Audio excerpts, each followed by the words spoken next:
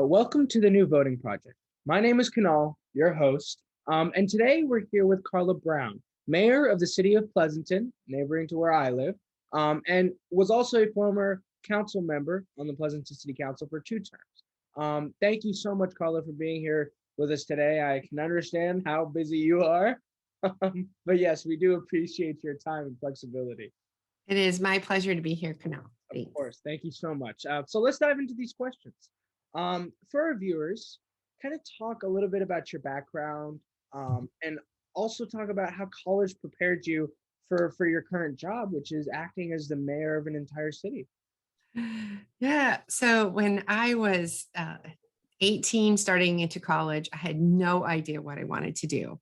And certainly being mayor of a city like Pleasanton was not on my radar. So I got sort of a general business degree and focused on marketing, which did kind of help me campaign a little bit.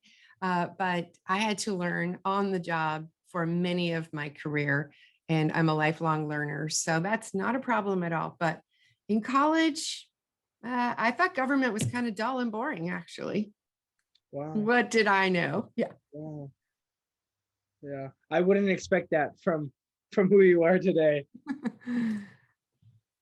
And so kind of forwarding that, what kind of drew you to politics then? Why try to become a community advocate? You obviously didn't have any intentions in your early stages, right? Of your career. Right. No. Well, I lived kind of near the edge of town in an earlier home. I don't live there right now. And PG&E was going to put some brand new, untested in large scale, embedded 230,000 volt power line down my street. And one of my neighbors is an electrical engineer, and he said, that's grid level power transmission lines. And we learned a lot more about some of the dangers associated with being very close to power lines. And it wasn't something that I wanted to expose my family to.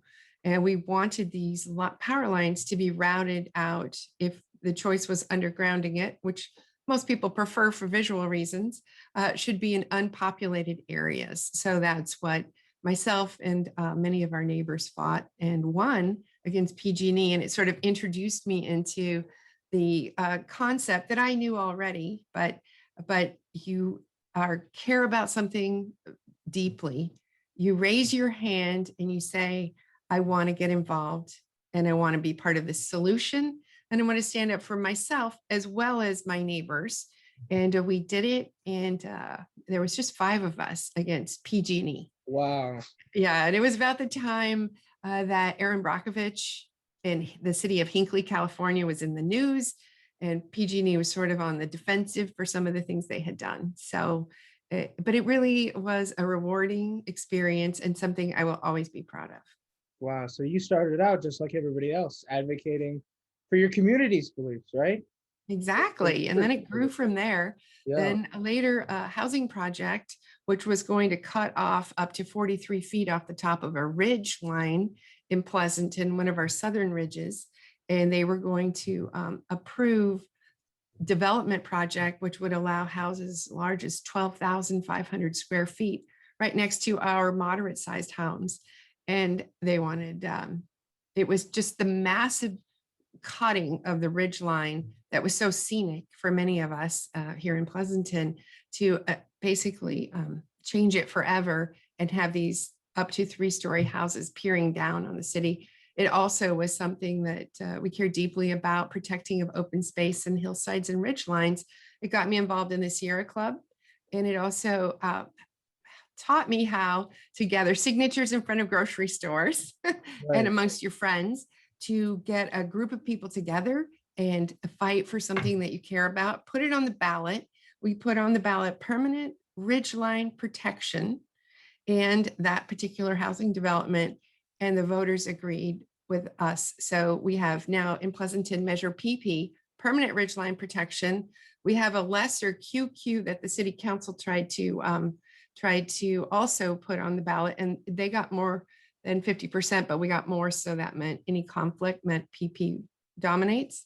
And then finally, that housing development is now capped at 10 housing units instead of the 51 monster houses that were going to go there. So again, stand up, fight for what you believe in. And the residents of Pleasanton agreed. Yeah, yeah, especially from where you are now. I'd hope they agree. Um, and as mayor, kind of touch on, what are your main policy objectives or core values? What did you run on as a candidate, and what did you accomplish or are trying to accomplish in your tenure? All right. Well, I ran on, we were just talking about housing on the tops of ridgelines. That's the opposite of what I'd like to see. So we know that the state has a housing shortage, and we know that the city of Pleasanton needs to meet our share. So we're looking at what they call smart development, which is putting housing near transit, not sprawling on the edge of the community.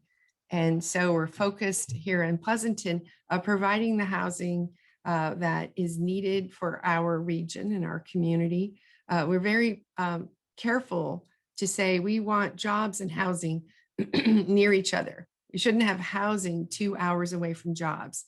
So we are appealing our regional housing needs allocation, our arena numbers, because most of the jobs are, as you know, Palo Alto, Cupertino, San Francisco, San Jose, and the Association of Bay Area Governments is asking the East Bay, for example, to take a lion's share of these housing.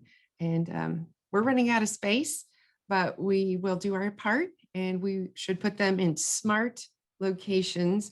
Smart development is actually a word to specify near transit and near walkable communities, so people don't have to do that sprawl thing that we all don't like. Right, right, right. And in our next episode, by the way, we're going to have Councilmember Julie Testa on, and I'm sure she's going to talk about some housing as well. But yes, housing is a very contentious issue in the Bay Area and the state of California, and it highlights, some significant, issues that regular people face. So I'm glad we have a mayor like Karla Brown representing the community, right? Yeah. Well, And I'll just touch on that because yeah, most residents aren't aware what happens in a council meeting or what happens in state legislature.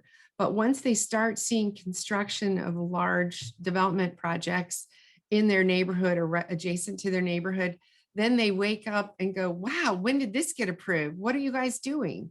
And usually it's years after what's happened within the city council chambers or even the state legislature. So there's groups like Pleasanton Voters, which are the canary in the coal mine. They're the group that's www.pleasantonvoters.com, and they'll send out notifications about meetings that are coming up that you might want to comment on, that you might want to attend. It's the prior to the approval that's so important if you want to have a voice. Once they're approved and they're constructed, it's really too late. right. So get involved early, stay involved, stay engaged. Connect to those organizations that let you know in advance of something. And I know that Vice Mayor Testa is working on that too. Let's get the message out while we still have some chance to affect change. Right. Yeah, makes sense. And I guess on the topic of change, right? Let's roll back a year, 2020, once in a century pandemic hits everywhere in the world. And then we had a general election after 4 years for the presidency of the United States. Kind of give us your thoughts, what lessons you learned from the 2020 election, what solutions, should we be advocating for, especially, Gen Z, with the next flight of voters coming in. I get to vote next year, right? What would you recommend we do after going through such a tumultuous time in 2020? Yeah, well, we have two wonderful local papers. One is a Pleasanton Weekly, and that covers Dublin and somewhat Livermore. And then the Independent that covers Pleasanton, Dublin, Livermore, and of course the East Bay Times. So in those newspapers, you will see quotes from people like me and Mayor Bob Warner and Mayor Melissa Hernandez, as well as the council. And through those and conversations with your neighbors and friends, there became a time where where you don't want to bring up politics because you might have an argument. You kind of learn who you can talk to about ideas and things that are coming up and who you can't. So some people, it's just not a good subject for them, but other people are really interested in what's going on. I see something happening down the street. Who should I vote for? I get asked that a lot. Who should I vote for? And these are residents that are looking for people that are similar to me. So reaching out and talking to people that you respect is a great way to get educated for the election. But that was my winning election, November 2020, for becoming mayor after 8 years on council. And we are seeing things happen in Washington, D.C. We're seeing things happen in the state of California based on this last election. And I was in a Tri-Valley, all the city councils and mayors meet quarterly, and this one was on some legislative updates. And one of them was what's going on in the federal government. And it was announced that they're working on a bill that will provide $50 billion to help communities that have PFAS contamination. And that's something that I ran on also. It was clean, safe water for our residents. And we found one of our wells was above notification levels for PFAS. That's polyfluorochemicals that we call Teflon or forever chemicals. So immediately we shut that well down, and we haven't used it. But eventually the city of Pleasanton is looking at adding purification steps to remove these Teflon forever chemicals that come from Scotchgard and food wrappers and fire suppression foams and other things. We need to remove that for our drinking water to make it safe. It's a huge expense, estimated at $46 million for the city of Pleasanton. So we're going to reach out and we're going to look for grants from our federal government and hopefully $50 billion. We just want part of that. Right. That's great. Yeah, no, the federal government is definitely taking some measures right now. In kind of in a similar tangent, what did you think at the federal level? We had President Joe Biden, we had, former President Trump. What did you think of that specific election? I guess beyond just the local stratosphere. Right. I think that the residents of the United States were looking for a change in their federal leadership. It wasn't a 99% to 1% either. So there are some things that President Trump stood for that resonated with many of our voters, and there was even more things that President Biden stood for that resonated with the voters. So this political divide has happened where you're on one extreme or the other extreme in both the state government as well as federal government. Local Pleasanton leadership like myself, we're non-political. Yeah, we don't have an R or a D or an I or any of those behind our names. Right. But we're seeing a separation, yet most of the residents are in the middle. It's a bell-shaped curve, and most people are really in the middle, and they're seeing there's some benefits to both sides. So I wish we had a candidate that was in the middle. So, that would really, I think, address most of what people really want. But I'm really excited to see President Joe Biden support transportation bills to rebuild our infrastructure, which is failing in many communities.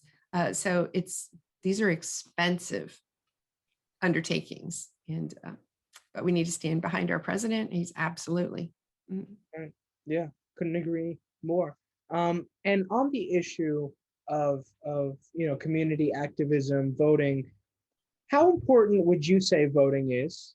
Because from what I can gauge, you starting off, had no interest in government at all. So how important would you say voting is? Should young folks like me, have the ability to vote early, 16, 17-year-olds? I know it was a ballot measure on the California state legislature last year. Kind of talk about how important voting rights is these days and why people should care. Well, as I said earlier, I found government classes boring, but as soon as I was able, I registered, and at 18, I voted.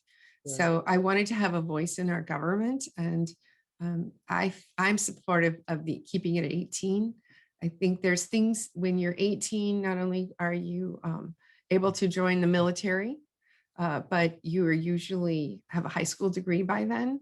You are maybe even drawing a paycheck, so you understand how taking the split for the government as well as the split for you works. And you're becoming a productive member of our society at 18. So I support it staying at 18, but as a policy or sort of a personal guidelines, I've been to many events, like when you get invited to a party or to someone else's house, and those residents have a lot of opinions about how things should be run or fixed at both the local, state, and federal level.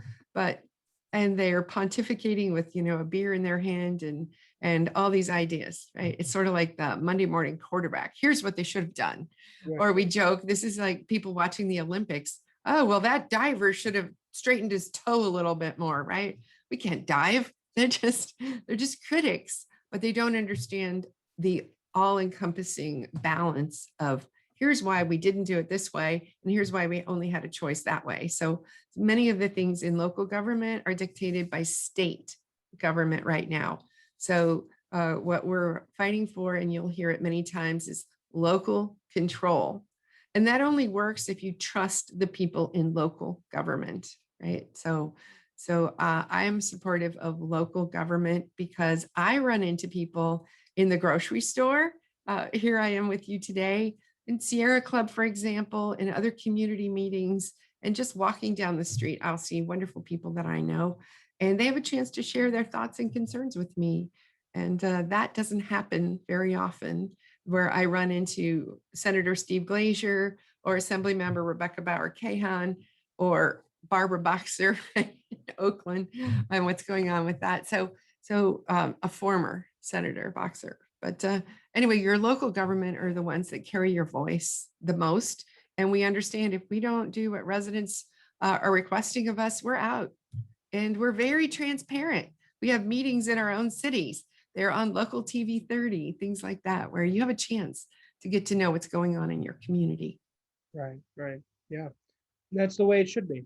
Mhm. Fully transparent. Kind of going off of that, the situation in Georgia, I don't know how aware you are with it, but there are, multiple bills in the state legislature in Georgia that are supporting voting rights restrictions, the ability to access a ballot, absentee ballots, voting location, decreasements. And not only that, but there's one thing I read that if a nonpartisan poll worker in some ways gives out a bottle of water, you are subject to a fine and almost 5 years in jail, incarcerated, for that simple act of kindness, you could argue.